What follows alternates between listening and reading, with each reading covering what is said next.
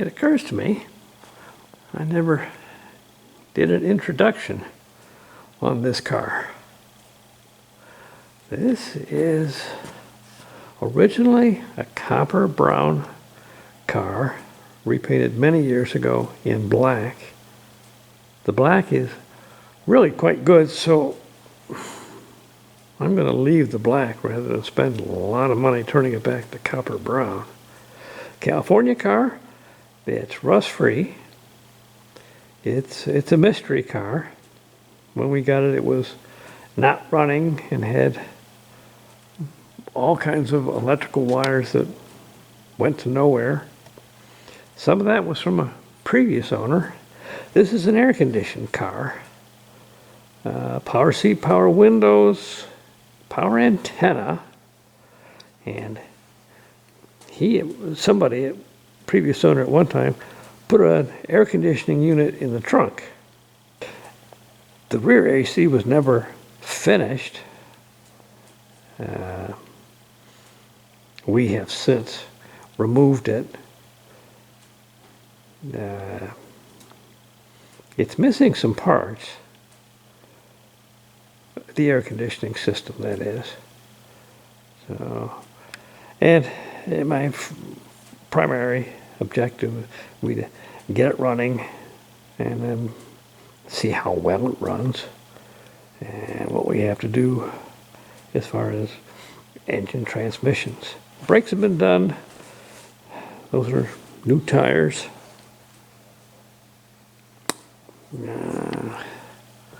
I have been doing a lot of work, so things are out of order.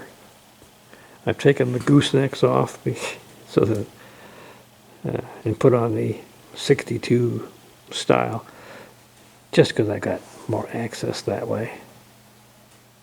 And today I removed the blower housing because we need to get into that area. Anyway, there's a lot of this car that we don't know but has to be corrected. We got new wiring harnesses come for it. And, well, it's a discovery. We seem to do that a lot around here. Off we go.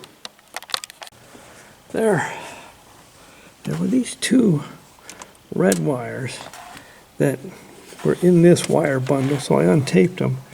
And they go back, and if I wiggle them, I can see them down over in the transmission hub. I don't know where they go.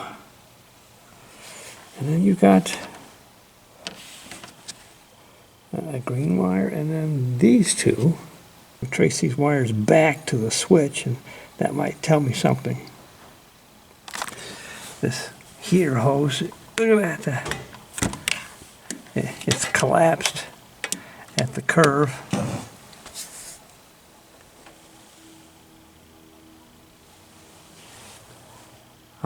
I think there's some braces that are supposed to go to the intake manifold that are missing.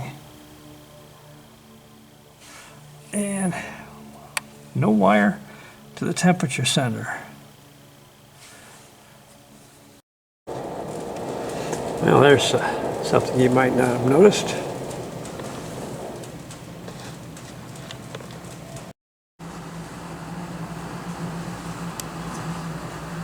Missing the vacuum tank for the brake system.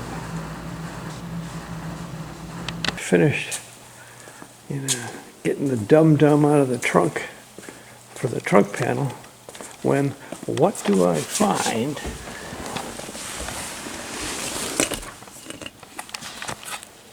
A lot of dum-dum,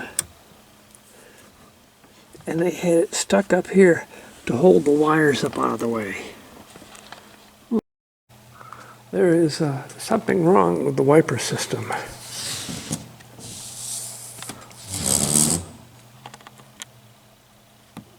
These wiper arms have clips on them to keep the arms secured. The driver's side was missing. Well, now that we have the motor out, You can see why one arm was working and the other wasn't. You see that nut has backed off and the D drive has disengaged. Well, why can't we get this to reassemble? See that thread there? Well, somebody decided that 1/4 20 was going to fit. That's 1/4 28. I removed the AC control panel just because I'm going to need access, but some things you don't get to see. These are those micro switches they were talking about. And you can see when this is the off position. You see it's made some contact here. Let's see, this is the cooling position. And then you see as you move it turns on switches and turns off switches. It's also moving this, and that would go to your heater control.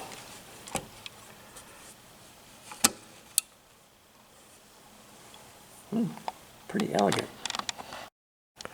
This is the heater control box you get when you don't have air conditioning. And different, no switches, and there are 2 posts that it moves as you move the lever.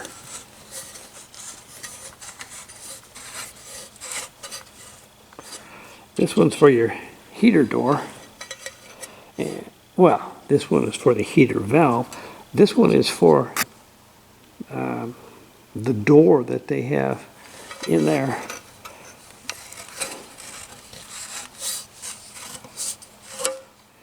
See, the first thing, as you move the lever, it closes this door, or it opens the door, whatever. So now you have discharge from the blower into your distribution, and as you continue to move the lever, it will give you more heat as it continues to move this post to the water valve. And this is also pretty elegant, how they got this figured out. Yeah. Nice and simple. So we're getting more and more holes in the dash. This is where that air conditioning heater box was. This, of course, where the radio was. That is the wiper motor, which we've got to fix. And that's where the wiper motor goes. And there's the air conditioning, oil-powered door motor. I'm continuing to have to yank out wires that were added by a previous owner, that wires to nowhere. Well, still in the process of discovery. I had come across this cut bundle of wires that ran in under the carpet, and when I'm pulling up the carpet, I'm finding all this great stuff.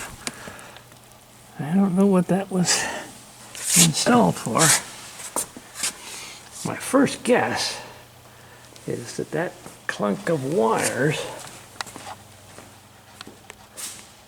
was to power and control the rear air conditioner.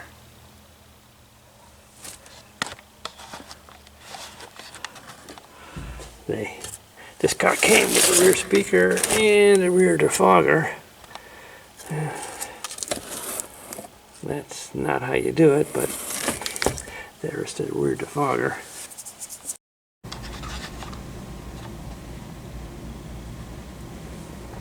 I took the horn button off. You see these got washers right there under all three connections.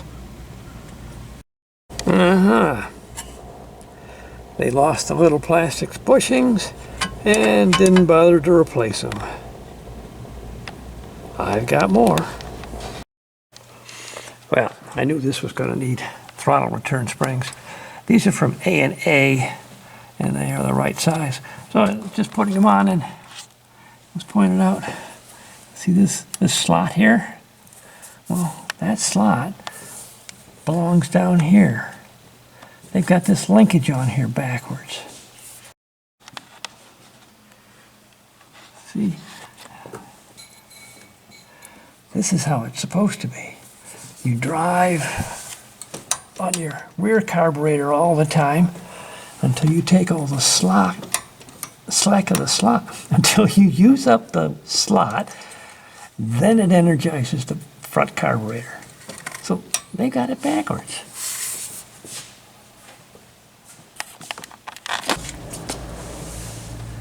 I see they one time had rear seat belts.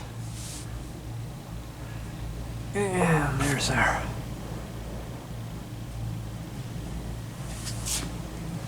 I'll get into the floors here.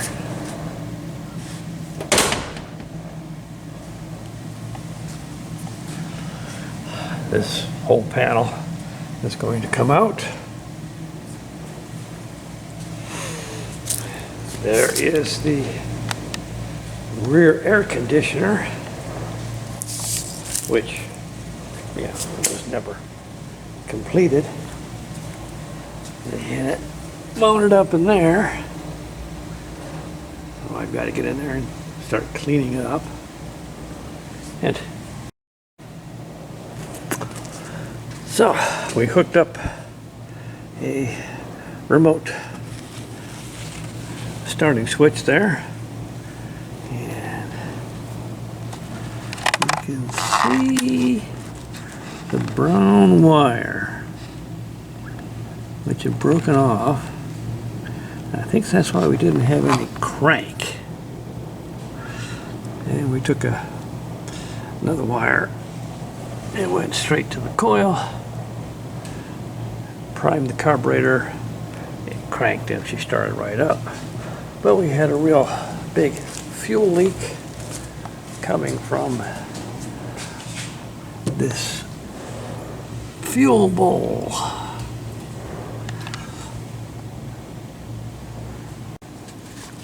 This is the gasket that had been in there. And if you look, you can see how it was not installed on center. And so when it got tight, it just plain leaked.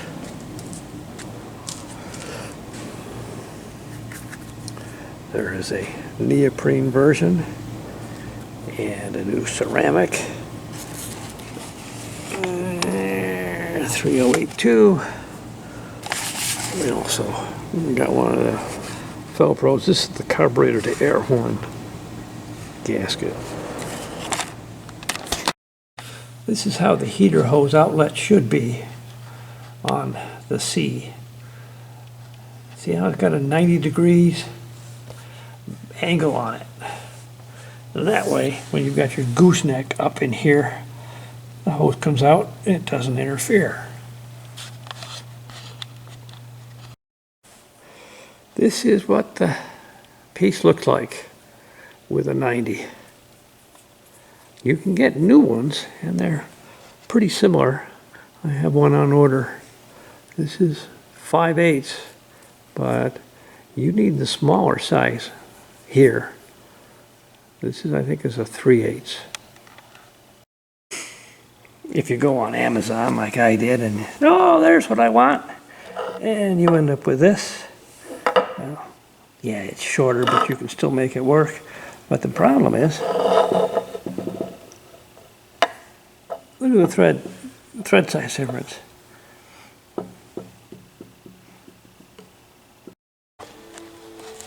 You can see we're getting the last of the spray foam off of this thing. The driver's side was all filled, and they did a lot up under the transmission tunnel, which really helped make the carpet fit. Yeah, passenger side, pretty well done. We still got some more to do in the vacuum, and up in there.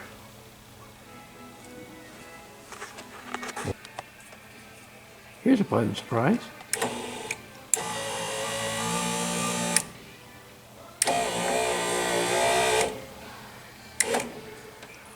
Power antenna in this car works. What's this? Well, the car needs a bumper jack. Not that we're ever going to use a bumper jack. So I got one of those storage. Wire brushed, sandblasted. The shaft is done. And that is Eastwood spray gray. Boy, I'm real happy with that. It covers nice, it goes on quick, and it dries. And it's relatively close to metal color. These are all going to get chassis black. This is the jack hold down kit for the 57, 58 Chryslers you can get from the club. And that is how it fits. And that's how you store the jack in 57. The ratchet part goes up, and it sticks into this cavity, which will retain it. The slider goes all the way to the end, and you put the jack hook in it, run it down over the edge, and everything is tight. 57, 58, that's how they are. The brake pedal is really worn, so I have another one. There seems to be an awful lot of similarity. This is probably 64 Chrysler. Anyway, they will bolt right in. I will send this off to Query to get recast.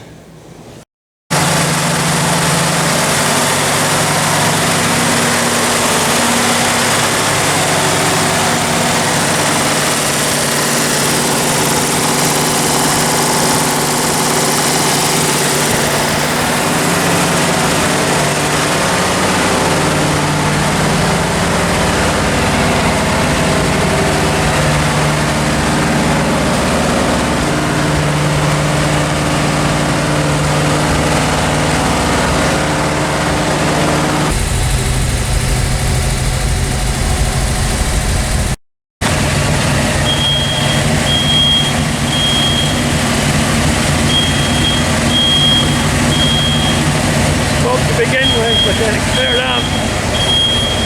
My detector's not happy.